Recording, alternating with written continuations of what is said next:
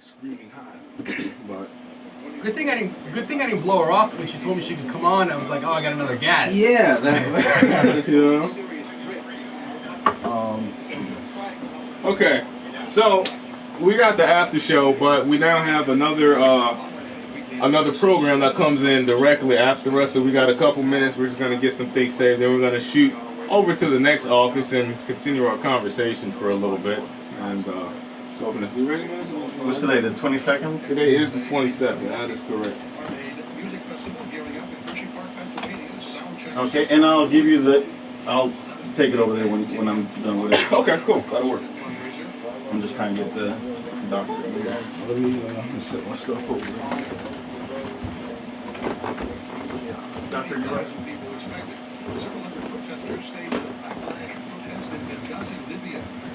And you can grab one of those headphones from there. Hey, how's it going? Good morning. I was trying to clear out of here.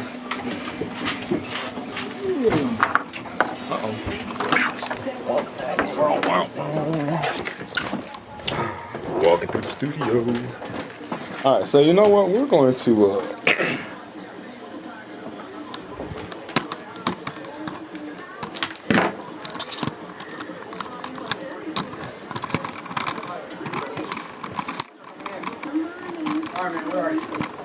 I'm right back here. Oh, this is sweet. Can I mess with it? No, don't mess with anything. See, you're trying to cause problems already. Damn. I don't know what to do with this guy. Oh, I guess pumping us on the gravity show work. I wonder how many people are actually listening. A lot of people listen to Gravity. They do. Yeah. Should we close that door? I like this one. Huh? Oh, yeah. Hey. What are we talking about now? That's a good. Oh crap. I don't know. What were we talking about? Maybe we Sit down. I think what we need to do is talk about that. Are you still recording? Yeah, we're still, man. This is uncut, man. We don't cut. This is. We need to talk about the moral equivalence between guerrilla warfare and armies. That's where you want to take it. I don't know. I mean, Because I don't think there's an equivalence, but there is a parallel. Okay, you can't go much farther to the left. I mean, I know that whole one man's terrorist is another man's freedom fighter. What is this? I want to hear that crap.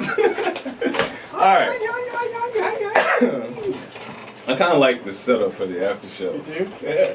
I'm kind of expecting some nice little Spanish, like mamacita. Because we are in the Spanish room. This is the Spanish room.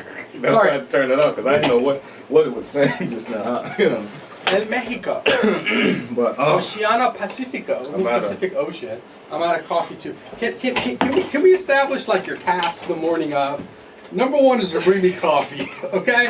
Don't forget it. All right? Okay. And no, I'm not giving you tasks to do because you're black, okay? Oh man, this is horrible. You see what I got to deal with, man? I'm still impressed. Black people are still impressed. You see this? He's not even white. Gosh. Okay, so. Yeah, you can't. Don't get me talking too much. Yeah. Okay. So. Yeah. The guerrilla warfare that the Viet Cong waged against the U.S. Army in Vietnam. Mm-hmm. All right. I mean, there's something to be said about, forces that. Obviously, you don't have the financial. The American Revolutionary War. Those people were considered terrorists when they waged war against Britain, because they didn't use the tactics of armies marching on into an open field and lining up and shooting and see all you need to do is bring one more dude than the other person, because you just shoot all their guys and you got one guy that's standing. So and you won the war. Yeah, that's it. So there's something to be said about that. But the problem I have particularly in this case is this: we're not talking about guerrilla warfare in the one component that we have here that shouldn't be discounted is the role of religion. Yeah, Al-Qaeda claims to be coming to this from a moral position, right? The Viet Cong didn't. They were fighting for, their country. It's fine. Power, that kind of thing, right? they may have used, they may have been religious or this or that kind of thing, but the outward display of religiosity that Al-Qaeda uses, what isn't traditionally in guerrilla warfare. But this is the thing. So my point is, I'm not even done with my point. I'm just setting it up. This is just a primer. This is just well, this is just the appetizer. Take notes on my thoughts. Yeah. My point is this: is they come to it from a point of moral superiority, that we have been commanded by God in our religion to do X, Y, or Z. Therefore, you need to take the higher road. Okay. If you're coming to it from a religious standpoint. Okay. Even more so than the army is that you're fighting. Does that make sense? Say that again? They're coming at it from you're lost, aren't you? That was deep. That was deep. No, Al-Qaeda claims to use religion, claims to be morally superior, claims to be using this verdict from God. Right, but it's still a matter of I'm superior. It still comes down to power. It's like when a country says, "Well, my arms are superior than yours." No. They're using a moral justification for what they do, and because they're using that, they should not engage in tactics that are immoral. That's what my point is. Okay. There's nothing moral for them to. Okay, so what you're saying is like generally a lot of wars are fought and dirty things can happen, but nobody cares because war is a dirty game, and Exactly they can come to it any way that they want to. All is fair in love and war per se. Exactly right. So in accomplishing their goals, they're technically not going against what they believe or any moral standards because they're not using what's happening to justify a moral standard. Exactly right. They're using it, to justify a moral standard, but they're using immoral tactics and things that go against what they're supposed to be supporting, religious-wise, to attain their goal. And that's where you kind of get the hypocrisy. Correct. In that. I understand what you're saying. Yeah, so I'm right. Just go ahead and admit it. No, but I think it's still a level down from the complete end goal, which is power. Right, you're right. That's what it all comes to. The thing is, how do we get into power? What can we use to justify getting into power? Our strongest everything is based on religion. So that's what we're going to use to get into power. That's what we're going to use to manipulate minds. Because that's what people... Right, exactly. That's what we're going to use. I mean, you got either religion, you got freedom, you got family, whatever it is. If there nationalism, protect the homeland. Yeah, it's just another reason to gain power. It's another avenue of explanation for why we need to be in power and in control. And you know what? That's fine. Just don't go about it the way that you're doing it. That's where the problem occurs. Right. Because even as a moderately conservative Muslim, sure, you still want to be in control. You want to have power. You want to have say. You want to have influence. But the way that you go about it is differently. It's a peaceful way. You want to feel like, you know what? I have some level of being able to self-determine kind of the outcome of my life and the path that I'm taking and all that kind of stuff. Right. And that someone is not dictating to me or holding me back from what I can attain through work and my natural abilities and all that kind of stuff. I agree. I mean, people get upset at me when I tell this, but who was it that said religion is the opium of the masses? I don't know who said that. Marx. Oh, okay. Karl Marx said that. Religion is Marxist. No, but I mean, there's something to be said about that because I mean, what gets it gets people riled up more so than anything else. Yeah, which I guess is one of those things where it's kind of like I think like if I'm gonna ask myself, what are you willing to die for? That is the most important thing I guess in your life. What are you willing to die for? What are you willing to fight for? And for a lot of people, especially Muslims, religion is worth dying for. But if the definition of, I guess, how you live your religion or how the beliefs in your religion is way far off in left field, then what you're dying for is, wrong. Right. The way that you're dying is wrong, such as, I guess specifically blowing yourself up in a public square. You know, but they still try to justify it. So the thing is, I think, is we have to find a way to influence and shift the the agreed notion of what are we willing to die for, and under what circumstances. Because I think as a Muslim, you have to kind of keep that in the back of your mind. You have to be ready to die for, you know, your religion in some form or fashion. But where people are at in, you know, say in the Middle East or in Afghanistan, it's not. And of course, you know, I haven't been over there, so I mean, there is a bias, of course, to living in America, where America. Oh, say, you know, where where, you know, I think it's coming from a standpoint of looking at things logically in terms of what works and what would be effective in making the kind of change that you want, as opposed to from a standpoint of, you know, being under duress, being under oppression, being, right. you know, I guess feeling like your back is up against the wall and there's no way out, you know, and then you kind of resort to methods that normally would not be, you know, seem sound in judgment, you know. But the thing is, that doesn't necessarily justify it, and it doesn't make it right, but, you know, unfortunately it's happening. So what are we doing about that, man? Let's come missionaries. Let's go. Man, we'd be the first people they string up over there and say, be like, you guys aren't Muslim, you guys are infidels because you're supporting the great Satan. You're going to have to kill me before you string me up. I'm like, yeah. I'm coming armed. We can talk, but I'm coming armed. I don't trust nobody. I don't trust people here in America. I'm armed now here, so it's like, no, oh my God. I'm not, you know, Second Amendment, baby, too. but no, in terms of what you were saying with, I guess the extreme, you know, militia mindset and the government. See, here's what the argument is like. Okay, let's use the practicality of what happens here. All right, and talking to people that live in the inner cities. Right, and they engage in illegal activity. Okay. Such as, let's say, you know, drugs, or, you know, selling drugs, or, you know, robbery of this and all that kind of stuff. And their justification is, what you know, not everyone, what I'm saying is one of the arguments I've heard is, well, you know, I need to survive, and part of my survival is to do whatever it takes for me to, you know, feed my family or to survive, and that, you know, the man is keeping me down, and so I'm what is the man? Like, it's the man is keeping me. This always comes up whenever you say it's that. The man is keeping me down. Okay. And so I'm going to resort to these things, and it's like, no, you can't. You have to.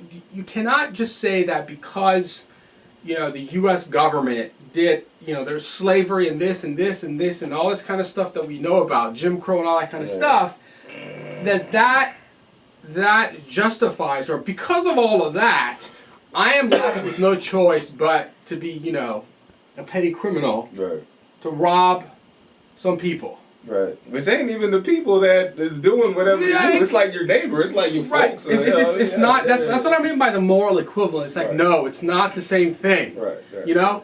Because at some level, it's just it's not the same thing. I agree with that. But there are some parallels. That's what I'm saying. But somewhat. But that's the same argument that comes out of the Muslim world. It's like, well, look at what America does. I'm like, I know that. Yes, we know that. We're not blind to that. No.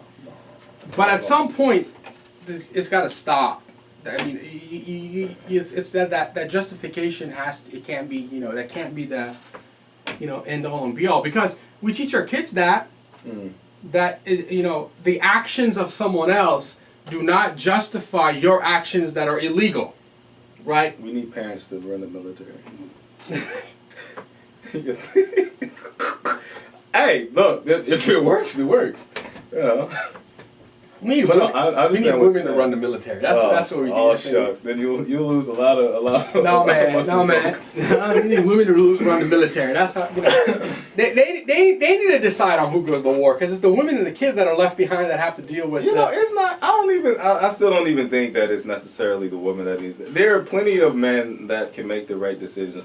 It's just because, and this is from my personal opinion, which is kind of hard to get over and get past, really, because the government and how it runs it's a closed society, and you don't get in unless you have enough people backing you to force you in there. Okay, and when you have good judgment is going to conflict with a lot of the, I think, agendas and interests of people that are in government. Because bottom line is there is a lot of money floating around. Are you talking about being a politician or being in government? There's two different. Those are two Okay, not necessarily government. Having a strong political influence, okay, in the government. Wait, hold on a second. So I have aspirations to run for office. That's cool. I'm starting to have my own. I think we can just start. You know what? Look, the thing that works I'm in a this field country the service best. technician. Oh, I'm a field service technician by trade. Okay. Since I was tiny, I fixed things. That's what I'm good at. But quite frankly, you know, sometimes you just kind of wake up and it's like, I need to have more of an influence on the world, or at least try. Yes. And sometimes it's like, you know what? We got some of the biggest problems, you know, that stem out of government decisions, political decisions, and political actions. So if I want to make a profound change, that might be the place to go. And we're always talking about, hey, we don't have a lot of Muslims in politics. We don't have a lot of people that, you know, we don't have a lot of people that are even willing to put their face on camera, willing to even do this, what we're doing right now. You know, so if that's what has to happen, you know, hey, I'm all down for the change. I just got to be able to pay my mortgage to feed my family. That's the problem. See? I was going to say is what works here is it's, you know, the black-white duo. Black and white duo. Oh no, I can say black. Hey, I'm black, okay? You can't fake that. But in your heart, what are Purple. Oh my God, this thing is just, this is like, you know, this is like, our conversations are like those rubber balls that you used to get for a quarter out of those machines. You just throw it down. See how old we are? You just throw it down. Oh, that's right. What kind of machine? What? They still have those? Yes, they do. Now it's 50 cents now. My son's like, can I have 50 cents? I'm like, no. Inflation. Exactly. I'm like, no. Here's a penny. Go find. He's like, they don't have machines that have pennies. I'm like, that's your problem, not mine. Man. Go find a machine that you can use a penny for that's to get a thing. Yeah. Yo. So you throw that rubber ball down. It's just bing, bing, bing, bing, bing all over the place. Yeah. I don't think we can run for office, man. I think so. I think we could do it locally and see what happens. See what we gotta have people that's pushing us, you know. And of course, I know me personally, I feel like I would have to gain more education. You know, I wouldn't mind going back to school. One, to figure out how to get rid of this cough, and two, okay, hello. And two, to you know, get further understanding of the ins and outs of the political world, you know, of the economy, of, you know, pretty much every aspect of life where politicians generally, you know, delve in and make differences or just screw up. Here's what you need to run for office. You just need money. And money. You know. Like, but see, this is the thing. You need money, and you need a 30-second slogan. But to run for office effectively, I don't want to just be I don't want anybody out there to just be a face that's thrown up there because of money. Because what happens is you become the puppet of whoever is funding you. Right. That's what happens. You know what Jim Gilmore, who was a governor, his slogan was when he was running for office? No, I don't remember. His whole campaign to be governor of a state, no car tax. No car tax. That's it. It's brilliant. No car tax. I'm like, oh yeah, you know what? I don't want to pay car tax. That's right. I'm gonna vote for him because I don't want to pay taxes. I don't want to pay car tax. Oh well, mine's gonna be no income tax. You know, and this is the thing. This is kind of an offshoot. This is why I love the after show, man. You know, a lot of people were like, you know, are complaining about just regular, you know, the regular merchant tax. Is merchant sales tax. Sales tax. Thank you. Regular sales tax going up. You know, my thing is sales tax can go up to 7%, 8%, 9%. It would not affect me because if you got rid of my income tax, I would have more money coming in that I could easily pay for that. I'm not a big spender. You know what I'm saying? My biggest bills is usually groceries and stuff. Otherwise, the other stuff that I'm paying really don't have that much. The sales tax. The sales tax is the only tax that is applied equally across the board to everyone. Yeah. Because there are studies have shown that people, the wealthy, rich people, do not have the same spending habits as do other people that are in the middle class, right? But they still gotta eat. They still gotta, Still going to the restaurant. Now the restaurant might be like, "Hey man, it's on us today," but you might be plopping down $1,000 for a meal, but you're still going to a restaurant at that level. And you gotta play by their rules at that point. That's good. But you're really no income tax. No income tax. No income tax. Or if there's income tax, it's going to be a flat, low rate. Yeah, but you got to run at the you got to run for that. You need to run for federal office. Yeah. You can't run for the mayor. You can't run for the mayor of Richmond on the slogan of no income tax. Yeah, that would be just ridiculous. But you never know. People might fall for. Hey, I'm starting here at the grassroots level. No income tax. You support me now. We work our way to the top. Boom. Peace. Wow, that is money. That is. That's how you run a campaign. That's how you do it. That's how you do it. I know. That's how you do it. I even got a campaign manager. Really? I do. I even got a white name. I got my conservative Republican name. Wow. Okay. Richard Steele. Oh my goodness. Richard. Okay. Is it Steele?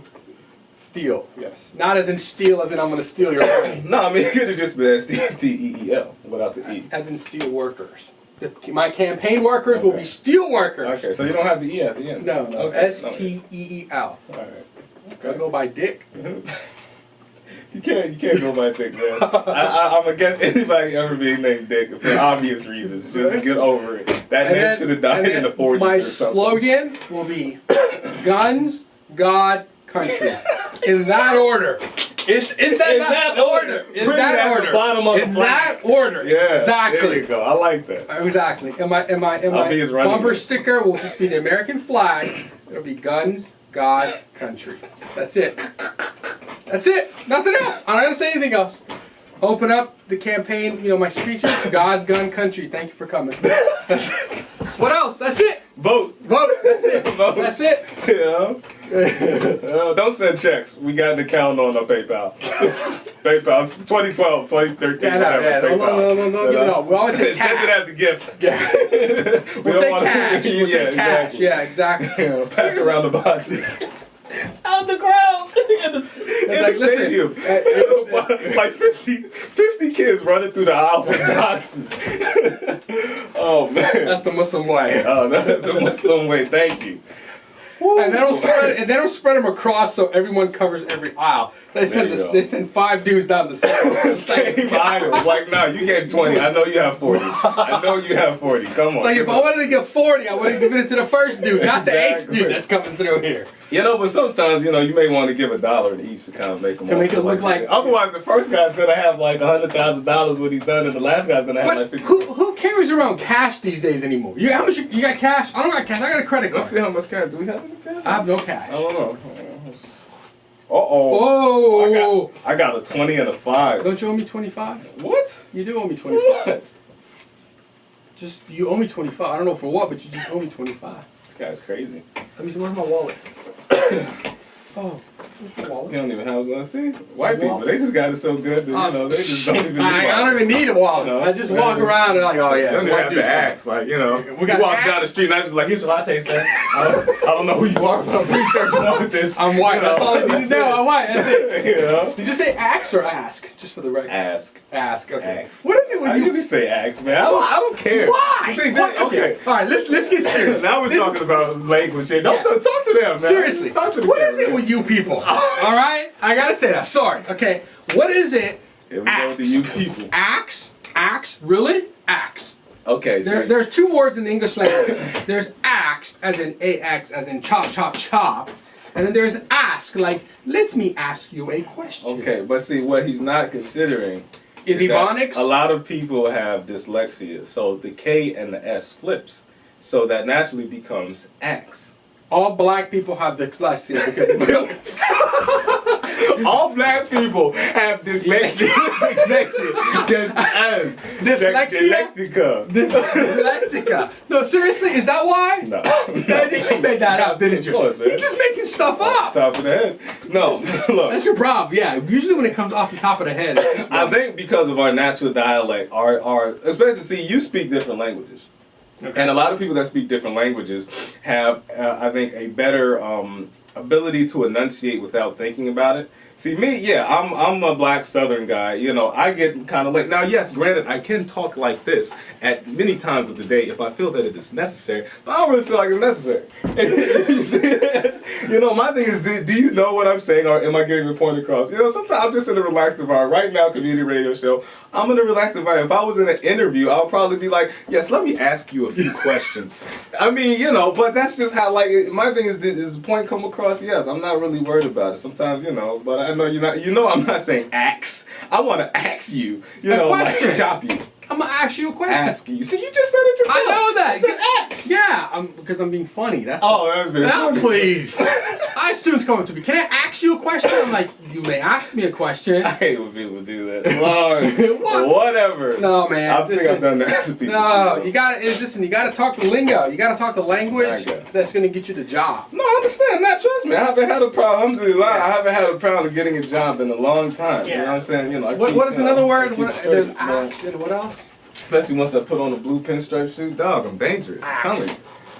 Axe. You put on a zoot suit too, then. A zoot suit? You know what a zoot suit What is? is a zoot suit? Oh my. See, this is why I said he's black. No, How can you not know what a zoot suit I've is? heard zoot suit, but I'm just like, I don't, certain things just aren't as important I to keep in my can't believe memory. Zoot suit? Yeah, what's a zoot suit? That's the suits that they used to wear in the 20s and the 30s. Malcolm X and that type of. Oh, I've never heard it called a zoot suit. That's actually new to me. Wow. And you said the 20s and the 30s? Malcolm X No, wasn't no. around in the It 20s and started the then. 30s. See how much this white guy knows? No. He used to wear it in the 50s and the 60s. But I just educated you when you're blackness. Oh, Educated. God. All right. Well, you know what? It's 2012. Don't nobody rock no zoot suits. So At least you know what it is. I know what it is. I guess. I mean, when I look at what he wears, it's kind of like, oh, this is like an old 50s, 60s style suit. It's Called like, the zoot suit. yeah, or just a 50s, 60s I'm more black style than he suit. is. I don't think so, because I mean, most black people back then weren't wearing suits. Yeah, they were. Under certain Under certain circumstances, yeah. But you know, especially in the South, man, nobody rock suits. We still wear suspenders and stuff. That's true. That's I true. mean, you know. Like the dude from the Green Mile. Yeah, exactly. Suspenders, yeah. Kind of sucks that he died, man. He had a heart attack and he passed away. Yeah, he was, I never saw Green Mile. What? Oh my gosh! What is wrong? I with you? can't, man, I've reached a phase in my life where I can't watch, like, depressing movies anymore. I mean, it's depressing, but it's good, man. I mean, it's a nice movie. You know, I don't mind watching a depressing movie if it's a good movie, if it has a good, background to it. There's just a lot You know of what it garbage reminded me out of? there, man. It reminded me of Mice and Men. I don't think I saw Mice in there. It's a book. Oh, I don't read. Right, you're black, I don't read. I This don't is read, bro. Lenny. We're hitting a lot of stereotypes. This ain't even Islamically related. No, What, black remember? You remember? Oh, there's a cartoon of Lenny, the dude, the big guy. He's like talking like this, and I like to have my own rabbit. I wanted to pet it and stroke it and be like Lenny, the crazy dude. No, that. I mean, you sound like Bubba on. Basically. On what you would call it? What was the Tom Hanks movie? Forrest Gump. Forrest Gump. Yeah. Butterfly shrimp. Buffalo shrimp. Shrimp on a stick. Shrimp and sauce. Okay, this is like I wonder if people listen to this because they're trying to figure out what the hell we're gonna say next, because this is so. You don't know what we're gonna say next. See, not only do you not know what we're gonna say next, we don't even know what we're gonna say next. That's what keeps it on the edge. That's I'm why looking at people walking by outside, and I'm just like, man. he's checking out the ladies. You know, Malika, you got it. here we go. Look, please. see, he just got up. No, look, we're gonna take a look outside. You know, It's not gonna come out. this is Richmond, Virginia, right here. We're sitting. There's a guy right there. Like, why are you videotaping me? Okay. You look like Easy so, E. wow. You know who Easy is? Or I need to educate you on that black. Yes, man. I know who Easy E is. You know, I was a Bone Thugs fan. You were a Bone Thugs fan? I think in my days of buying CDs. He wasn't with Bone. No.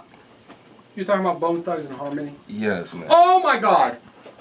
Oh. I don't know what to say. He was not with Bone Thugs and No, Harmony. he preceded Bone Thugs. Yes. Yeah. So, but you said you were a Bone Thugs fan. What's that got to do with Eazy-E? Man, okay, Eazy-E was on a lot of Bone Thugs tracks back in the day. Creeping on the Come Up, Eazy-E was on that. You probably don't even remember that album. That was before East 1999. See, people don't know about Yeah, but they sampled this stuff. Eazy-E had died by then. No. When did Eazy-E die? I don't remember, but there was an overlap. There was a short Was overlap, there? I believe. All right. Maybe I'm wrong. You but are I'm pretty wrong. sure, because, I mean, those guys are old now. They're not like... Bone Thugs and you know. Harmony was in the early 90s. But they Yes, started for all in the you 80s. for all you white listeners out there, Bone Thugs and Harmony was a rap group, which you Rap refer to group. as gangster rap. You know what? I'm going to be honest, though, because you know what? This is the thing, you know, and... Okay, I know a lot of Muslims... Black Asian. A lot of... a lot of Muslims are not in favor of rap. I'll be honest. And see, I used to do music for a good, time. Conscious stuff, Islamic stuff, things like stuff that my mom could listen to. That was kind of my standard. If my mom could listen to it, it's good. Okay, and trust me, my mom is, she got some high standards. So that was my thing. But of course, I still had the tendency to listen to other, music and things like that. And the thing is music good? No, I actually treat music more like an addiction than anything else, and it honestly is. It's an addiction. We can go into that in another show. Yes. But what's the point of this? But the thing we're talking about Bone Thugs. If you listen to Bone Thugs and some of their messages, which is completely different. Rap back then altogether was different than it is now. We sound so old right now because back in the day. Back in the day. And you know what? I was actually talking to a brother yesterday. I might have to get him on the show because he actually does some video production. We're trying to create this conglomerate here. He might be on ball with us. But he was talking about, because he was doing a documentary on some things here in Richmond. I think here in Richmond. But he was talking about some other aspects of how music was brought into, I guess the black culture, the black community, hip hop culture, whatever. And the thing was, just like, putting, in where, whatchamacallit, I just have these here. What's the word? Speculating. No hard facts right now. That, crack and drugs and, things like that and weapons was put into the black community to basically create chaos, a bad situation for the black community, to destroy things like the Black Panthers, who would become more educated, more focused, more everything. But same thing with music, hip-hop started out with more of a storytelling, uplifting type of, even fun, just fun type of, thing to it. But it was starting to generate money. It was generating interest. People were making careers off of this. Now, the next thing was, not like they are now, of course, okay? The thing was, okay, we need to, supposedly there was some meeting that goes on. I don't even know how much of this I can say because, he was kind of off the cuff with it. But, supposedly there was a meeting that had happened and there was a lot of people, a lot of money, heavy interest that said, you know what, we need to, in another way, I guess you could say, keeping the black man down, or in... Wait, can I ask you a question? Why did you sound white when you said keeping the black man Keeping the black man down. Because, black folks aren't gonna... Okay, whatever. Side note. So, in attempts to doing that, they had to change music. It couldn't be positive. It couldn't be like, the new version of the Negro spiritual, guiding people. You know what I mean? It had to be, let's talk about money, let's talk about drugs, let's talk about gang, let's talk about killing. And that would feed into what was left of, that whole cocaine era, that was destroying communities. So now we're at a point where we, the drugs are hard in the communities. Let's rap about the drugs. Let's rap about the money. Let's make it seem like it's glorified in a different way. And that continues now. But see, now you got all these people that's making millions off of this stuff. And you got to ask, where's all this money coming from? Now it's coming from, everybody under the sun, white, black, Asian, whatever, buying albums, going to concerts. It's coming from all the white, if you go to all the white middle class kids that are listening to rap music. If you watch a Jay-Z concert online, there ain't nothing but white folks up in there. I don't even think black people can afford his tickets anymore. Right. Okay, so you got that, but before you got to that superpower, hip hop artist, status, there had, like anything else, there had to be funding to get it started. And I think the thing with this whole meeting is this is where it started. This was a closed door. We got to sign something that says we will never disclose this information. Otherwise, I guess somebody's gonna come and snipe you. You know, basically. But this was I guess another attack on initially the black community. But like the crack, it seeped out and you got white guys, you know, scratch it too. You know, I don't know, maybe he got an issue. You know, there's a lot of white pookies out here. Yeah. You know what? I think what made it, the person that recognized this and said, you know what, this is just a game and I'm gonna play it the way they want me to play it because it's the way it is. I think it all started with Tupac. Nah, it was already. We was in Tupac. It had already happened. No, I think it happened, but I think he went all in, and I think he said, you know, that whole thug life thing that he personified was just, you know, because I think for him, if you listen to his interviews and stuff, for him, that was a character he was playing. That wasn't him. Well, I don't know. That was just.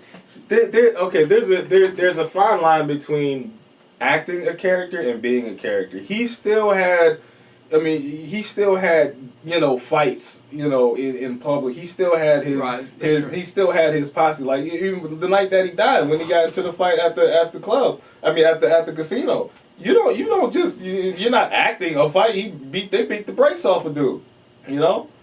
And after that, you know, they still out there drinking, out there partying. I mean, he was in the studio all the time. He was, you know, the beef with, you know, the whole East Coast, West Coast thing. That was real. People were dying off of that. At a certain point, if it did start off as a character, it became the person. West Coast. And a lot of times, you know, but a lot of times, you know, I think that's what the goal is. They don't want it to just stay at, okay, it's influence. They want it to be a destructive force, and that's where people emulate it and become and become it, and then it destroys community and destroys people.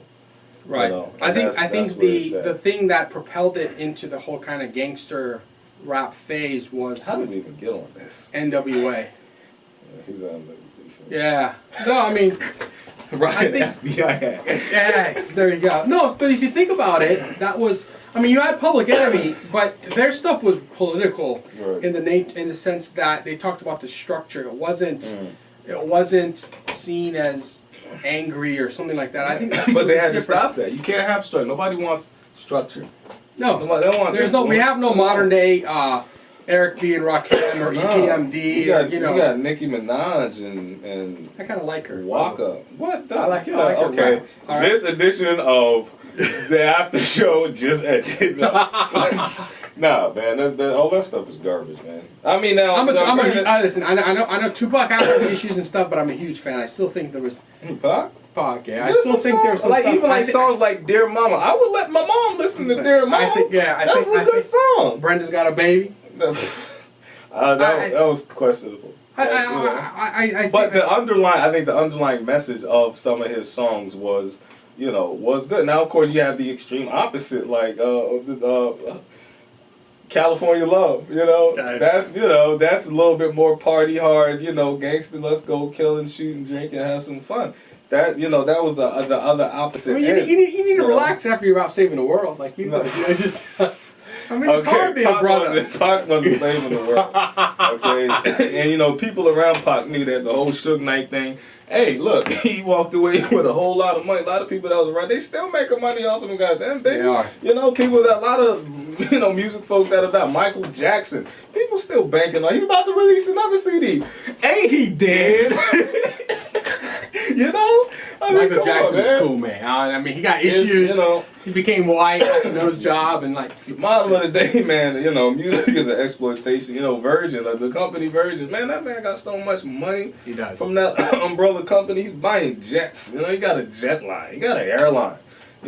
I'm sorry. You can be a rapper, whatever. You can make a lot of money. You ain't making money like that because you're part of the structure. You are not. Correct. Right. That's I think what is interesting or fascinating about this is they try to personify kind of this hardness and this gangster that, you know, yeah, sure, they may have.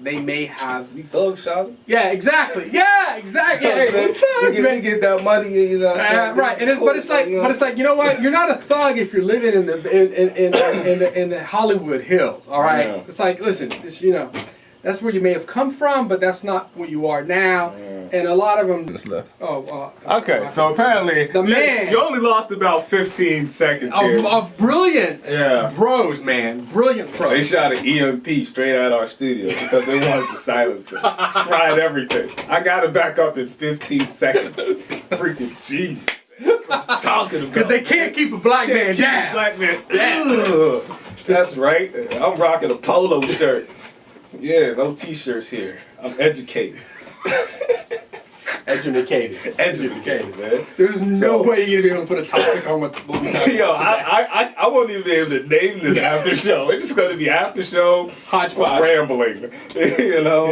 Just put keywords. We talk about Tupac. We talk about Bone Thug. People gonna be searching on YouTube like, what the heck is this Bone after Thug. show? What else? I'm getting hot. I turned the fan off so you wouldn't get the humming in them. I'm burning up Latin right mama, now. Spanish mamacita. Oh, man. Okay, I wasn't talking about no Spanish mommy, nothing. You were looking at them outside. Nobody else out, man. We had like, you know, Broad and what is that, Madison? Ain't nothing going on down here. We had brothers going by. Yeah, just brother man from the fifth floor. Exactly. Yeah. How many people are gonna know what the hell that means? Hey, man, I think there's still a lot of people that know. Bro man for the fifth floor. Bro man. For the fifth floor. Fifth floor. Did we ever figure out what Tommy did? He was an FBI agent. No! Yeah, No! Yeah, I'm pretty sure that. Yeah. No. Yeah, he was I'm like gonna in the Google Secret that. Service or FBI, Really? whatever. Yeah, man. He was, yeah. What did Brother Man do from the fifth floor? What did Brother I Man don't do? know. I guess just kept breaking the windows and stuff. Like, you know, getting him some sandwiches. Oh, it's like sandwiches, man. Every time we say fifth floor, it's just fifth floor. Yo, you got some lettuce. Some chips. I need some bread. I'm like, what? Why are you in my apartment? Wow, man. All right, man. I'm getting hot, man. We're running out of time. This is I'm going to have to ridiculous. break this into 2 segments. It's so freaking long right now. But anyway, I hope you guys enjoyed it. Yeah, send us your money, man. We got Yeah. 4 more shows. You know what? Really 4 more shows. Literally 4 more. Not 4. However you want to do it. You know, 4. You know, that's all we got. Uno, dos, tres, cuatro. That's what we got. Exactly. So I got some new business cards. Hopefully we can maybe hit a little campaigning for the show over the next week. You know, because I think this is a good thing, man. And you know what? Honestly, the thing is, if we can't fund the show with the radio, I still want to continue this. At least online on YouTube, we may have to get. You said you got Fios, man. We could easily run a Ustream, show from your place, and people will still be able to stream it. But you gotta understand, we'll be losing a lot of listeners that we have over the air, and primarily the reason for this show is to reach out to the non-Muslim community and have an open dialogue. David and Joe who called last week. And who was the first guy? Not. Joe, who called 2 weeks ago. Last week was Joe. Remember when Jocelyn was Oh, and Tony. Tony, Joe, David. Tony, Joe, David. Okay? Yeah, so reaching out to people like that. And, if you got one call and you probably got 100 listening. An AM night. We have a lot of AM radio stations, but there's a lot of people that still listen to AM radio, and we're able to reach out to them. Maybe we're not getting direct feedback from them, but we could be influencing people. We could be educating people. We could be even just making people think more, think differently, and that's what we want to be able to do. But we can't do that without your support, because I can't support this show financially. I got bills like everybody else. It's easier for us to get 100 people to donate $10 than for 2 people to come up with like a G. Yeah. It's difficult. You just went gangster on. Yeah, a G, man. G, cuz. G, You know? So yeah, we need your help, your support. Because otherwise, we're gonna have to jack some brothers in the street corner. I ain't jacking nobody. You want to try that? Maybe he ain't been in the street. No, I ain't jacking nobody. Okay, I'm gonna be over there with. Would you like to, sign this petition and maybe help us, promote the? We're gonna be like, what was that dude in Friday who kept coming jacking necklaces? Tebow. Yeah. Tebow. Yeah. I hear Tebow coming. Exactly. So we need the help. We need the support. I guess maybe we can get a PayPal joint done like this week. Soon. So this way we can just email, because you got a big email list, and if we could just email the PayPal link, they click on it, say, hey, could you donate $5 or $10? That's fine. Because you got like 1,500 people on your daggone thing, man. This guy has resources. This is the problem, man. People have resources and ability to do this, and they slack. I'm really the brains of this operation. Okay. Yes, I'm the white power behind the black man that's pushing them forward. That's who I am. This is my affirmative action. Oh my God. Wow. So, all right. Wow. Anyway, all right, we're gonna wrap it up. We're gonna wrap this up. Go to the site. Yeah. CommunityRadioShow.com. I would tell you to go to YouTube, but apparently if you're watching this, you're already there. We got to work on that community radio show website. I'll be honest, it sucks right now. That sounds like, man, don't even call out this show. Just hit us on Facebook. Just go to Facebook. Yeah, just search Community Radio Show on Facebook. Bring us up. And it won't be in the people section. It'll be under it'll say radio. Okay, radio. Click on us. Hit us. Questions, comments, feedback. All day, every day, 24/7. That's how we roll. That's how we do it. We about to get up out of here. Community Radio Show, WLEE News Talk 990. Listen up, and we're out. Ding.